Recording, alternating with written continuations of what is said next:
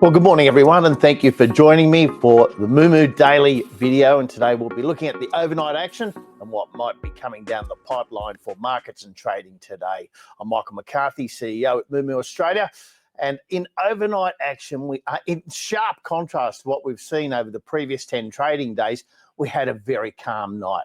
Now, a lot of traders suggesting that this is the eye of the hurricane, or the eye of the Trumpicane, if you will, and that we will see a resumption of the volatility that has roiled markets for 2 weeks now pretty soon. But in the meantime, we had a remarkably quiet day. While European share markets did play catch up, and we saw gains of 1 to 2% across the continent, US shares were both flat and quiet for most of the session.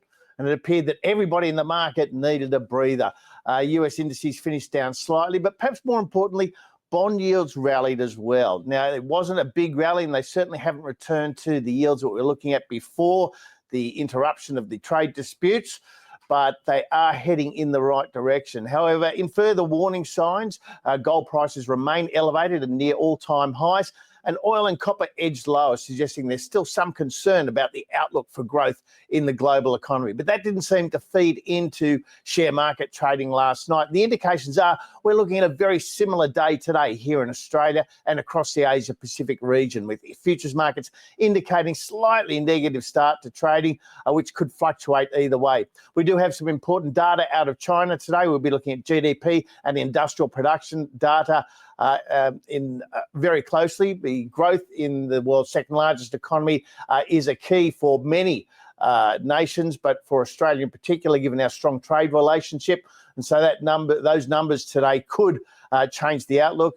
Just for the record, at this stage, GDP annual growth expected to come in at 5.1%, and the industrial production data for the year to come in around the 5.9%. And if those numbers hit or even improve, we could see modestly positive reaction. But the risks in those numbers today are to the downside, because if we do see a surprise on the downside that growth is not as strong in China in the current environment, that might be enough to restart the selling that we've seen over the last 2 weeks. So something to look out for. It does seem unlikely at the moment. It is an opportunity for those investors who have not reshaped their portfolios for the extreme volatility to take some action today.